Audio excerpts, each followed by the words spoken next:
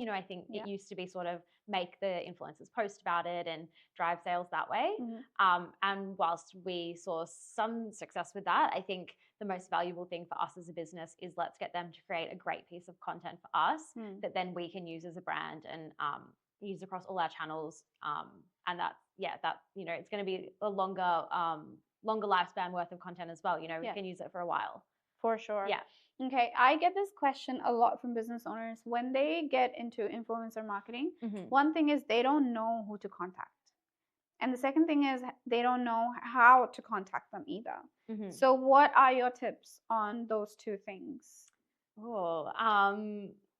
We do have a lot of people who actually reach out to us, like a lot of influencers actually reach out to us and, you know, want a neon sign, and there's even people who are considering purchasing one and they're like, I am actually an influencer. I would love to work with you guys.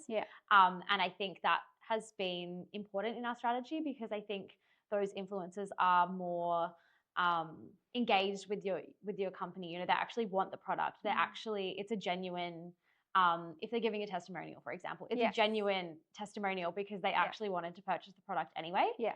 So I think that's been really beneficial for us. But in terms of reaching out to find them, I think, making sure you're working with influencers that really resonate with your brand and who you are and align, because I think, that's so important. And you do want that authenticity with their content. So for sure.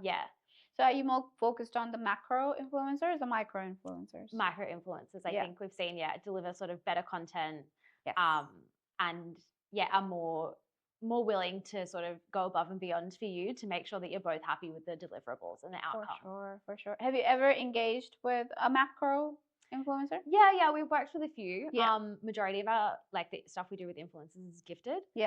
So I think that sort of potentially determines the type of influencers that we do work with. But we've tried them all. Awesome. Nice. Tried them all. Have you received better results from micro or macro? I would say micro. Yeah, which I think a lot of businesses find. I have found that as well myself. Micro influencers tend to have a better engagement. Yes, 100%. And since they are niche influencers in their niche, they tend to have a better influence over people. Agree. So it seems like micro influencing seems to be a better option 100%. for business owners, especially if they're starting out.